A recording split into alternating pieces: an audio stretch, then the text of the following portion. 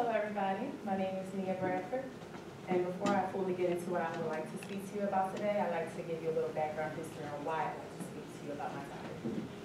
So May 4th, 2015, me and my two sons were traveled to Philadelphia earlier that day, made it to Fayetteville safely. Less than a mile away from my house, I get into a car crash. Probably the worst car crash of my life, one that has changed my life thus far like any other. My car lost control. I was not texting. I was not talking on the phone. My kids were actually sleeping. I did not have any distractions. My car just happened to lose control, went to the right and to the Westlake apartment signs on Bradford Road. Like I said, less than a mile from home. Horrible accident. My hand, every time I look at it, it can never be the same. They tell me it will never be the same because of how it was impacted.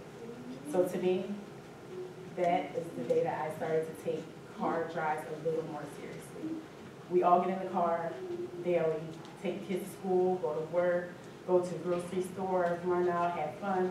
We all never really realize how blessed we are when we can walk back into our houses and say that we made it through a day safely. Now, in a situation like mine, it was nothing I could control. My car lost control. They were still actually looking into it because it's been a few months, but that's something that you just can't control in a day. Things happen. But there are things that you can control when you are in a car, and that's what I would like to talk to you about, distracted driving. More specifically, cell phone usage while driving, because it is becoming a more increased problem in the United States.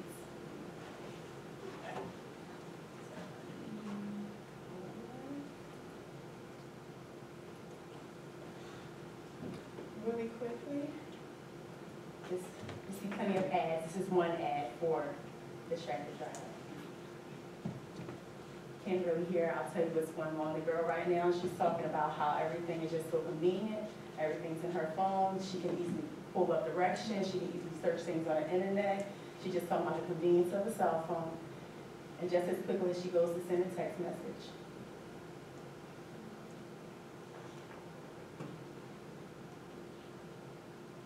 And I'm sure plenty of people, there are a lot of ads nowadays to prevent texting and driving and talking and driving, speeding, everything, but that was a prime example of how quickly things can happen. So just to start, I'm going to give you some quick throwaway facts that I was interested to find out as I was searching this.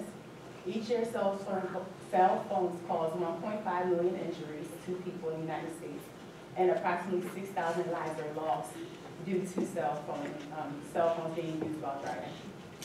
It only takes 3 seconds of a distraction for a car crash to occur. So think about how quickly a phone can be picked up just to see a quick message. A crash can happen that fast. In the United States, up to 80% of crashes that are reported are due to distracted driving. Not all are because of cell phones, but it's some form of distraction. 1.6 million crashes are caused by cell phone usage in the United States yearly.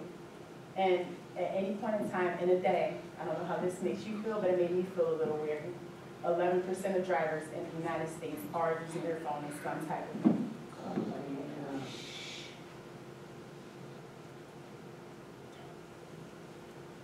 So I guess the best way to understand how serious distracted driving is to define it. Now, not by Merriam-Webster dictionary. This is actually by source law. They define distracting driving as any non-driving activity a person engages in that has potential to distract him or her from the primary task of driving and increase the likelihood of crashing, which is pretty much self-explanatory. Anything that can take your eyes off of the road is distracted driving, eyes or mind.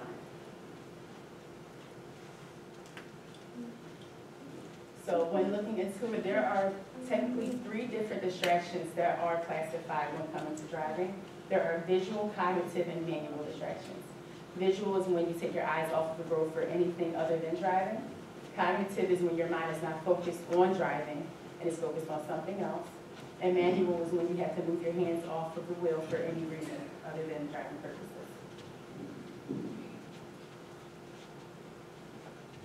Primarily, I, of course, want to connect to cell phones. So with visual distractions, the first thing I thought of course, is texting and driving. Even searching on GPS and driving or changing the music and driving. You have to look at your phone for a period of time and take your eyes off the road. And it's actually proven that texting and driving is more dangerous than drunk driving. Because with drunk driving, as much as your cognitive awareness is disabled, you are still focusing on the road. When you're texting and driving, your eyes are not on the road, and therefore anything is bound to happen. Reading a text message or texting a text message also makes the likelihood of having a crash 23% higher. Simple things as yes, no, OMW, that stuff can make an accident happen 23% higher than anything else. Texting and driving, believe it or not, only is reported to cause about 5% of accidents in the United States. Overall, 26% of accidents are caused by cell phones alone, but just 5% are with texting and driving. And also, by texting and driving, you lower your metacognitive awareness. Now, metacognitive awareness is, of course, the first time I saw it and not know what it is. It provides the ability to snap to attention, scan intersections, access cars far ahead, check your dashboard, which means checking your speed, and assess how well you are driving. Other than visual distractions, there are the cognitive distractions, and to me, this is definitely one that can happen very often. Many people think that handheld devices are more dangerous than hands-free devices, but it is proven that the hands don't matter, conversations can be lethal. Anything that you have to focus on for a period of time and actually put thought into, whether it's a conversation, even they say the radio can be distracting because of your ability to listen to it, sing with it, and not focus on the road. That can cause accidents. Data has been collected since the 1990s pertaining to cognitive distractions, and it is proven that it diminishes your extent of visual scanning, the detection of warning flashes, your speed control, and your ability to make decisions. It sort of lowers your metacognitive awareness also. And last but not least, the manual distractions, anything that takes your hands off the wheel.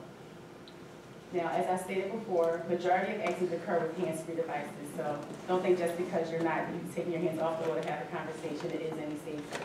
But it is proven that texting, surfing the internet, or talking on the phone is now 1 of 5 causes of fatalities on the roads in Missouri.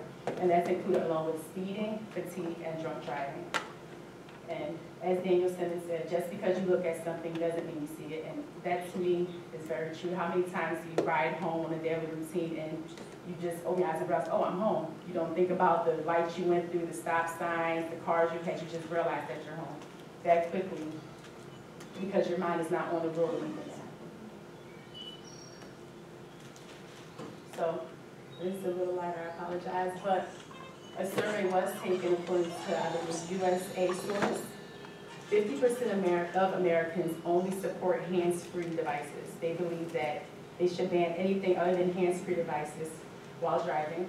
42% of Americans want a complete ban on all cell phone usage while driving, while only 8% want no restrictions at all and want to do whatever they want, which to each their own, but for my safety, I wish we could just have tougher laws.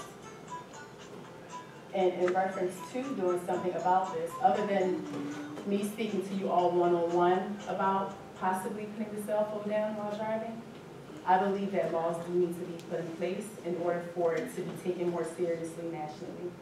So a solution to cell phone usage while driving, I believe they should treat cell phone usage similar to drunk driving. The same way it has consequences, because you know if you drink and drive it causes accidents, you know that using a cell phone also causes accidents. So number one, fines and possible jail time should be imposed if a cell phone is known to be used. And right now, some states do have fines, but I looked and it's not serious fines. For example, in Virginia, it's like $24 fines for using your phone while driving. To me, that's not making the person take their action seriously. They need to be fined just as drunk driving, $250 and up. I believe that's what it is. Secondly, for those who do have repeat offenses who are known to continually use their phone and drive and get caught, they should have their license revoked from them for a period of time. And lastly, offenders, nowadays I did not know that products existed like this. They have products that you can now put on your phone to prevent it from working while your car is in operation, while you are driving. I believe that repeat offenders should also be required to install that product in their phone so that way it is known they're not using it at all.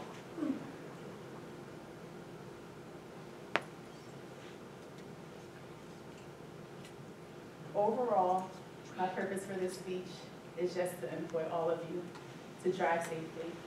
Don't take it as a privilege just to get in your car, hop in the car, go to where you're going, and hop back in. Realize that you're not the only lives on the road when you are driving, and cell phones do make a difference. In this commercial right here, this is actually what I do now, believe it or not, other than GPS. You see, he started his car, he's about to go on the road. His phone actually alerted him that he was about to that he has a message. And of course, the temptation is there. Who doesn't want to check the text message that they just got? Instead, he puts it away because he knows it's going to be a problem. And then he starts his car and continues with his journey. Hope I encourage you all to put the cell phones down while driving. Any questions? Do you think it's practical to find such a, okay, let me rephrase the question. Do you think it'd be practical to have a large sum for a fine on the cell phone usage? Depending on the type of cell phone usage. For example, texting and driving, yes.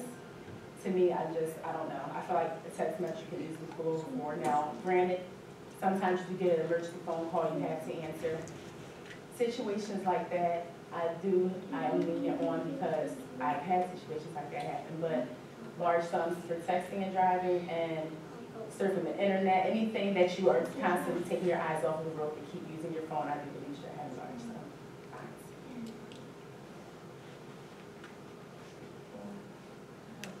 What do you think is the best precaution to use for not actually using the phone? For me, honestly, putting the phone away. That's the only way, because I'm not really addicted to my phone. I have enough distractions in life. But other than my music, which is Pandora, plays by itself, or even if it's their MP3, it plays by itself, what does the phone really need to be out for? Like, and in most cars, thank God, have the hands-free, so if you do have to answer a phone call, you see who's calling you on your car, you can just answer that way. But for me, I just say put the phone, whether it's in your pocketbook, in your pocket, on the side, and if it's that important, pull over just for 2 seconds. And do you think it should be mandatory for teens to have the cell phone completely away? I think it would be a wonderful idea. I'm not going to lie.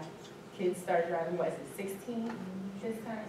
So I think honestly, especially it's known that teenagers have higher crash rates than pretty much other age groups. So from 16 until, I hate to say, but 20, 21, I honestly would just put that restriction there.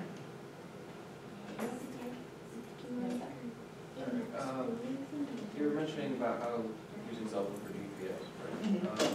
My question is, do you believe that having just a separate GPS would be safer? I do, and I actually thought about that on the way here because I was just talking to her, my boyfriend's daughter, about not how she knows I like to use the phones, but I'm not really from around here, so I had to research where this was.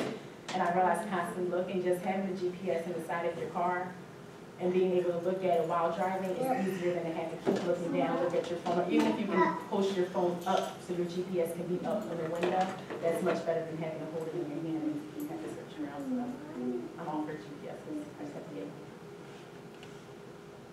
Any other questions? Thank you all.